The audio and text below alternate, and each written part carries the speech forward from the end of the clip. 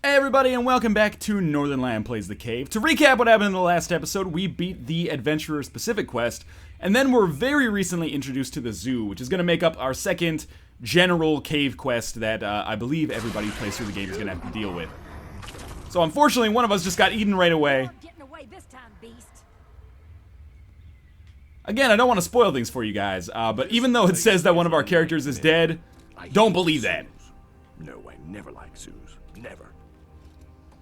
Basically, the first time... Oh god, we got shocked. There's some cave painting over here that I want to get, and we're going to need to go back to this area. But basically, the reason I say that is because when I played through this for the first time, I was like, oh sweet, maybe I'll get a chance to take one of those other, like, 4 characters that I didn't take. So here's our fake hero. We've gotten actually all of the cave paintings so far on this run for the night, which is pretty cool. Maybe there's an achievement in us for that. But yeah, I thought maybe we'd get a chance to check out a new character. That is not the case. We are still stuck with the same 3, which is cool. It kind of makes every run a little bit different as opposed to giving you, you know, the entire package in one run. This was by far the hardest part for me when I first played through the game. It took me probably like an hour of the 3 hours that I played of the first run. I'm gonna let her talk though. Cave monster escaped again. She's still hungry, so I'm camped out near her favorite food. When I hear her shriek and roar, the hunt is on. Oh, blast. This worthless gizmo is out of batteries. Alright, so there's 2 very important... Oh. Don't touch those hot dogs.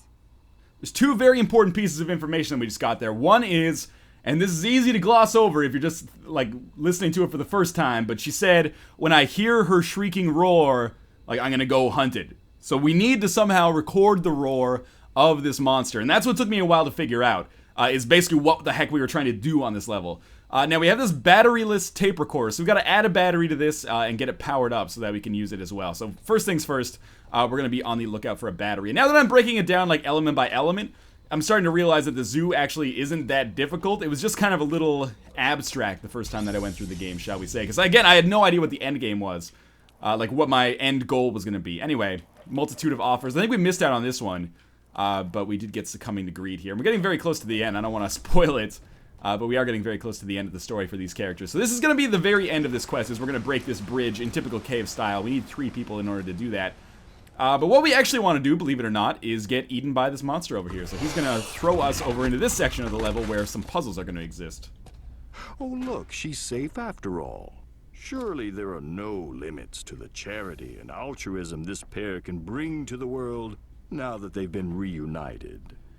Now, there's a multitude of ways to do... God. There's a multitude of ways to kind of do what I'm about to do. You could hit a lever and cause this platform to come up, or we could just use the Adventurer's grappling hook. She's got to be close enough now. There we go. And grapple over here, and then there will be an object that we can obtain from this cave-like area here. I mean, I hate saying cave-like area. Ah, these 3. I had high hopes when they first arrived, but you'd be surprised how useless a clown can be in a high-pressure life-and-death situation. Alright, so we're going to go to this dead robot. We're going to get a dead battery as a result. Don't tweak the clown's nose. Just pick up the dead battery. And obviously this is going to go in our camera. That battery probably needs a charge. Thanks for the tip. I could have used that last time. Maintain it recently. And there's another piece of scientist... Oh, there we go. That's the piece of concept art that we were missing, or cave painting that we were missing. Just accept I'm going to say concept art. I don't mean concept art. Sometimes I'm just going to say it by accident, though. So obviously... Typical point-and-click adventure style, we want to combine battery with batteryless tape recorder, and we will now have a tape recorder that is unpowered, but at the very least does have a battery. Now, this is a good opportunity to actually take our scientist, because we have a very useful ability of hers that will come in handy here. Now, I'm not sure... Oh, she's still at, like, the very start of the zoo. Alright, so we've got a little bit of traversal for her. But there is a console that is available for her to hack. It took me a while, because the game doesn't, like, tutorialize itself very much. So it's not like when you start the game, it's like the scientists can hack terminals. You got to figure it out for yourself through experimentation, which is cool. I appreciate when games do that. But as a result, it took me forever to figure out what this lady actually did. In fact, I think it was at this point in the game in my blind playthrough when I actually did figure out that she could hack through consoles. But anyway, so we're going to need her, but we also need to get down here. So what we're going to do is take our adventurer, who is probably our least valued companion for this section. Although anybody, you could do it with any combination, I think. And we're going to have her hold this lever up. And in doing so, we'll take our knight down here.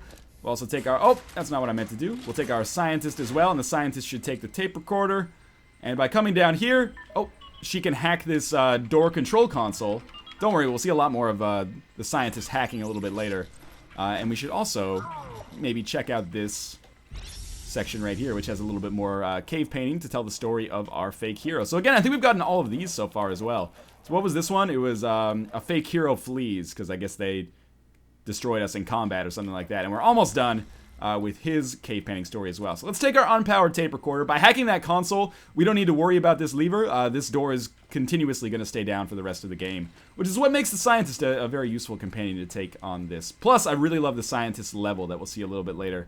Now, I need to get some power for this battery. Now, given the elements we've seen so far, we've seen a hot dog machine, we've seen a monster, but we have also seen a pit or a tub full of electric eels. In typical, again, I feel like that's the catchphrase for this Let's Play. In typical point-and-click adventure style, electricity is electricity is electricity, so we will be able to use any electricity to charge our battery-powered thing here.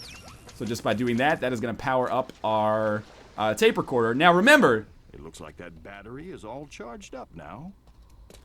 now that we have a charged battery, what was it that the lady up there said? She said, as soon as I hear the monster's shrieking roar, I'm gonna bolt and go shoot it in the damn face, I believe was the general idea of what she said. So we're just gonna come over here, and we are gonna get close to the monster.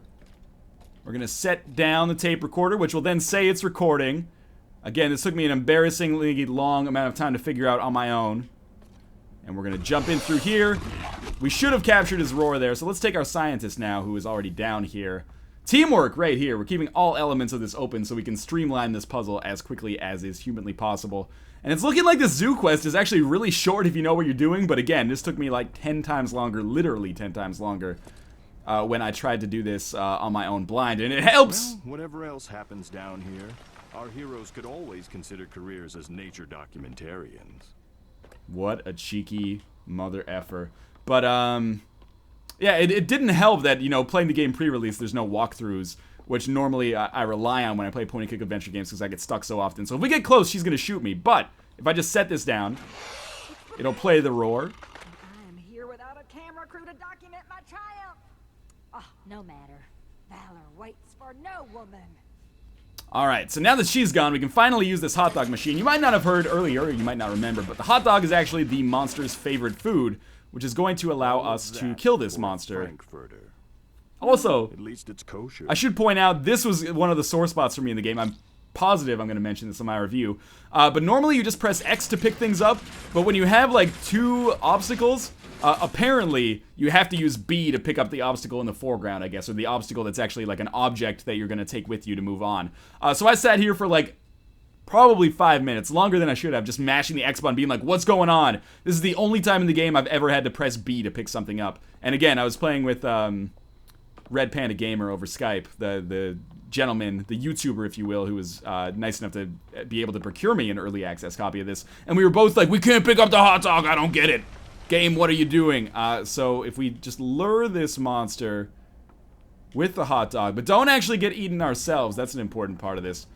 You can probably guess. Is it still coming? I think we got too far away. So we got to stay close, but not too close.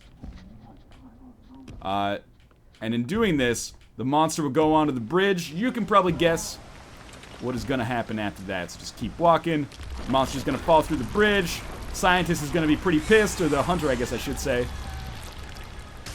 Don't shoot him, my knight. Long enough.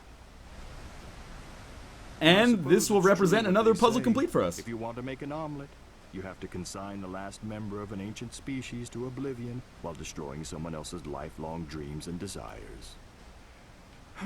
Yeah, it's running a theme in the cave is as our heroes, you know, progress through the cave in an attempt to get what they value most in their lives, they destroy what other people value most in their lives along the way.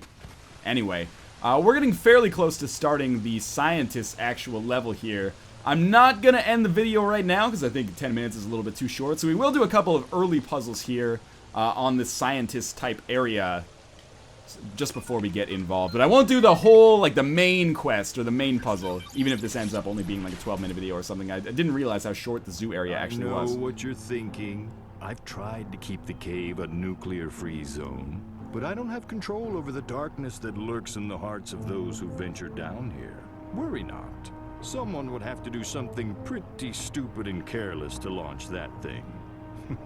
Foreshadowing. Yeah, I don't find that either. Anyway, notice, I just want to point out as we move along here, and notice how every area has like its own unique kind of art style. I mentioned this a little earlier, but still, we had like the Indiana Jones style of the adventurer. Now we have kind of like a Cold War era sci-fi, or well, not sci-fi, a Cold War era action film, or like GoldenEye Silo level area aesthetic here. And of course, the Knights level was much more like fantasy style. So I really appreciate that there's a varied art style. It's not just the cave every single time.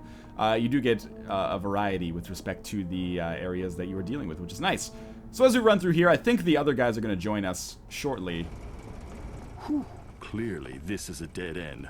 We might be spared nuclear Armageddon simply because someone forgot to put in a door. Let's hope laziness and apathy take over, and they leave the way they came in. And I thought this was a really cool puzzle, actually, because, you know, the first time you see it, you might be like, oh, what the heck's going on? But having seen a lot of these Cold War era spy films, I was immediately like, hack the new grog vending machine, and in doing so, it's a secret button that is actually going to send the elevator downwards. Like most vending machines, that one was protected by a 256-bit RSA symmetric key algorithm. The scientist has certainly built up some elite hacking skills, which, as I'm sure we're all about to find out, are not always used for good. Well, there's not much we can do now but sit back and watch the fireworks. And by fireworks, I mean a near instantaneous release of energy from a high-speed nuclear chain reaction of highly enriched weapons-grade uranium. Oh, there's some art up here, which I may or may not have gotten. I think I probably got this on my last playthrough. The dragon attacks. I must have. Okay, and I think we only have one more. Let's just see, because I think there's 9. So let's go back here. 1, 2, 3, 4, 5, 6, 7. So there's 2 more left after this. So we're going to get a little bit deeper and deeper here.